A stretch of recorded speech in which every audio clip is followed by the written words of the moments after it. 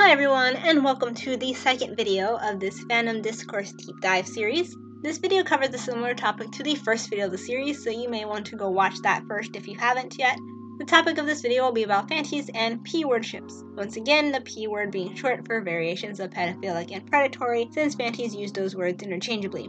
Last time we talked about the kinds of not safe for work sexual content that Fantis hate, and this time we'll be talking about certain ships that Fantis hate. Just like how you will be deemed a pedo for certain not safe for work content, you will also be deemed a pedo for enjoying certain ships. Fantis will usually say that they're just against adult minor ships that are between a canonical adult and a canonical minor, but just like with sexual content, in practice, Fantis actually go after even more than just that, because they have a whole laundry list of what they approve and disapprove of. Essentially, any ship can be considered a pedo ship or predatory ship if Fantis declare it so. An age gap between two minors, pedophilia. An age gap between two adults, pedophilia. If they don't call it pedophilia, they'll call it predatory for other reasons, like if there's a power imbalance of any kind, or if the characters have a mentor-mentee relationship, or if it's a ship between a human and a mortal ageless being, or ships where the characters knew each other when one was still legally a minor. In some cases, if characters have too large of a size or height difference, Fantis will call it a P-word too. Let's go through some examples of these ships and talk about why Fantis hate them. First, adult minor ships. This is self-explanatory. This involves ships between a character who is an adult and one who is still a minor. A good example of this is Erari from Attack on Titan. It is considered a P-word because when these two characters first meet, and for a majority of the series, Eren is 15 and Levi is in his 30s. Even though there's since been a time skip and Eren is 19 now, Fantis still call the ship the P-word. Fantis seem to conveniently be okay with the fact that the show depicts child soldiers in canon, but fans can't ship a fanon ship for some reason. Another example of a technical adult minor ship, but that I think is absolutely silly to classify it as such, are ships between an 18-year-old and a slightly younger teenaged character. Odayuri from Yuri on Ice is a good example of this. It is considered predatory by some Fantis because despite having an age gap of only 2 years and 4 months, Odebek is an 18-year-old adult and Yurio is a 15-year-old minor. Fantis act like there's some power imbalance between the two, but there's really not. They are both young professional athletes who compete internationally. They're colleagues and then friends. If anything, Yurio is the one with the upper hand when it comes to power because he's the more accomplished athlete of the two. But they're essentially equals. They compete against each other, but they also cheer each other on. Fantis will sometimes bring up the age of consent, but it doesn't matter because we're talking about fictional characters here. Yes, Odebek is legally an adult, but he's still a teenager. He and Yurio are in the same age group. If this was a sports anime about a high school sports team instead of professional athletes, they'd be a third year and a first year, and there are other third year first year ships that Antis love. I know a lot of Antis ship Kyoko and Yachi from Haikyuu even though their age gap is similar. Fantis really do cherry pick which ships are acceptable and which aren't. The point I'm trying to make is that Antis are sometimes very strict about a character being an adult as soon as they're 18, to the point where they just don't add common sense to the equation at all, or they don't bother to look at other factors. Only sometimes though. Other times they'll consider an 18-year-old to still basically be a child, and we'll cover an example of that later. Now, a ship between two minors can be considered predatory or pedophilic by Antis if the age gap is large enough. Take Plants from Voltron for instance. It's been called pedophilic because Lance is 17 and Pidge is 14. Now I know that to teenagers there can be a very noticeable maturity gap between these two age groups in the real world, so I can understand the squeak factor that fans have. That said, it is not pedophilic or predatory. Those are very specific words with very specific definitions, and two teenagers with a 3-year age gap do not fit that definition at all, point blank, especially when we're talking about fictional characters. As I said in my previous video, we shouldn't be using these terms lightly, and some survivors find it insulting to compare their abuse to a fictional character or ship. Likewise, a ship between two adults can also be considered a P-word if it has a large enough age gap. Take Inhawks from Boku no Hero Academia for instance. Despite them both being adults and both of them being professional heroes, there's an age gap with Hawks being 23 and Endeavor being 45, and some Antis will claim that this age gap is weird or inappropriate or even predatory. Raylo is another ship between two adults that some Antis will say is pedophilic. The next thing that is considered a P-word by Fantis are ships with a power imbalance of any kind. An obvious example of this would be teacher-student relationships, for instance, like shipping the students from Boku no Hero Academia with the teachers. And this goes for whether the characters are a student-teacher in canon, or whether a shipper takes their OTP and makes a student-teacher AU for them.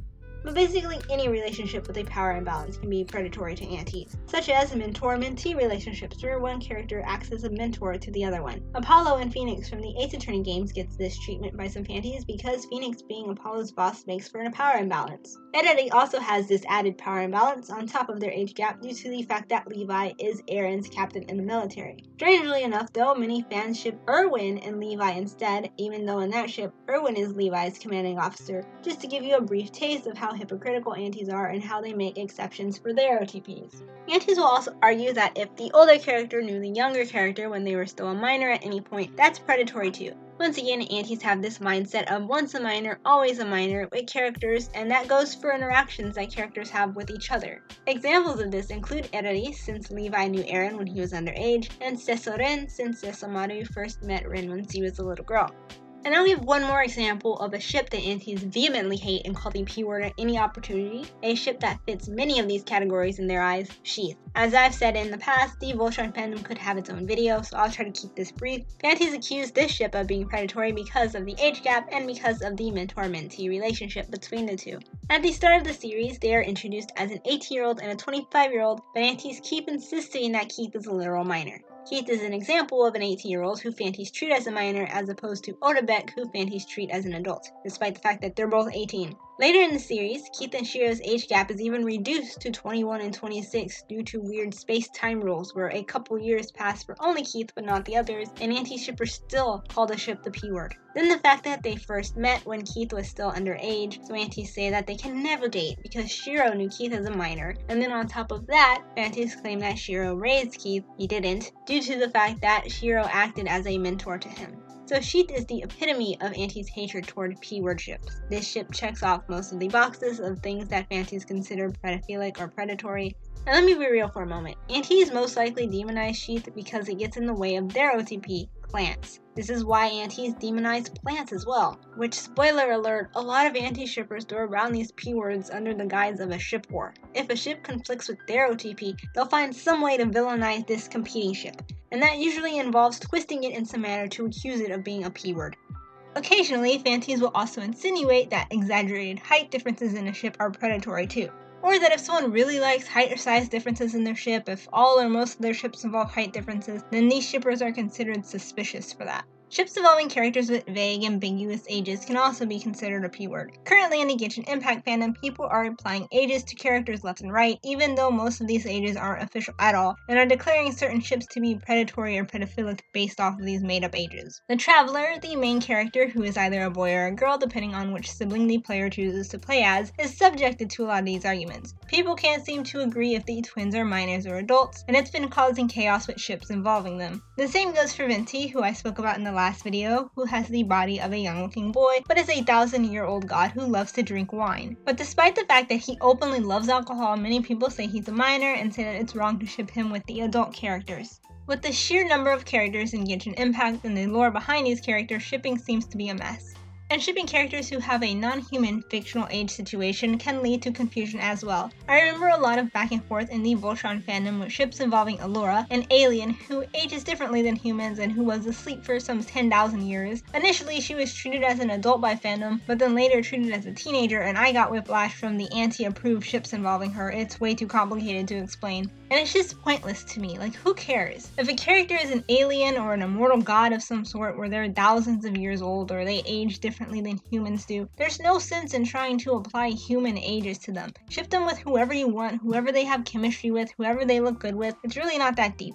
And just like how fantis will call people the P-word for looting underage non-human characters, they do the same with ships between non-human characters. I have to use the Cookie Run fandom as an example again because someone seriously typed out the phrase underage cookies in February when the official Cookie Run Twitter posted a Valentine's Day video of ship art. Apparently some of these ships included in the video were pedophilic ships, and fantis in the fandom went off and voiced their disgust with the devs for featuring these ships. I guess people are shipping cookies fresh out of the oven with cookies who have passed their use-by date. And while I'm making jokes here, I do know that non-human characters can and do have canon ages because there's still lore and story behind these characters. But like, come on, we're talking about cookie characters. It's just so silly.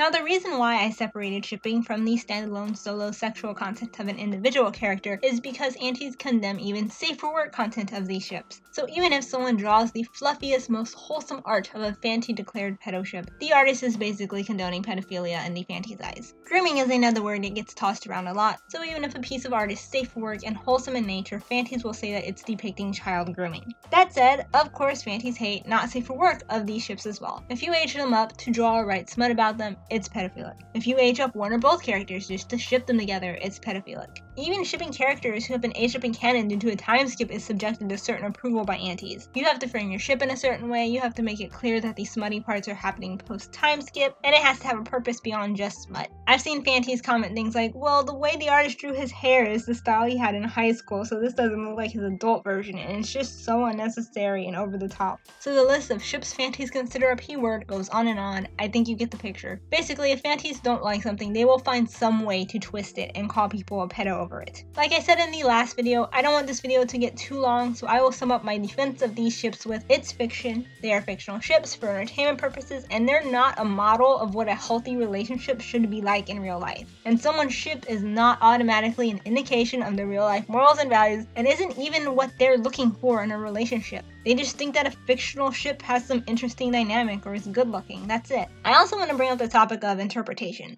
Fantis need to realize that just because they view characters as having a mentor-mentee relationship, that doesn't mean everyone else does. Most people who ship Sheath, for instance, view them as equals. They're both adults when they first are introduced to the audience. When I first saw them, I was expecting their backstory to be that they were childhood friends or something. I was surprised that there was an age gap between them. Most people aren't shipping them because of the age gap. They're shipping them because of the dynamic, because of their interactions and their chemistry and their story. And even if someone does ship them for the age gap or for the mentor-mentee thing that they have going on, again, I repeat myself, who cares?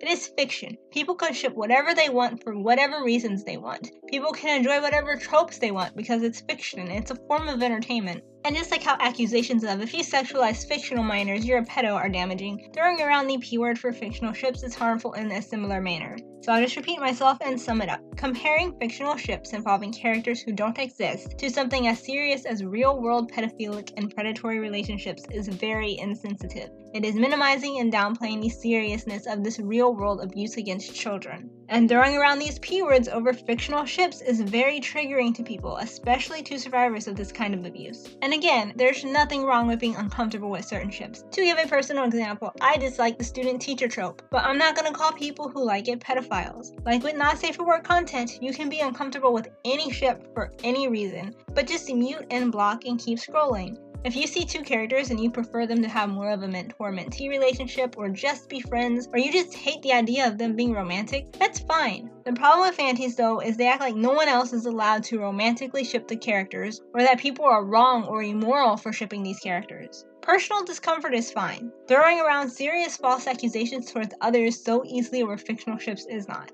It's one thing to express personal discomfort about a ship, but Fantis are policing what fictional content others are allowed to ship, and that's not okay. And that is the end of this video. I'm sorry if this part and the first part seem all over the place. I really struggled with how to organize this and not make it too long. I'm looking forward to sharing the next video in this series with y'all, so keep an eye out for it. Thank you for watching, and I hope you all have a great day.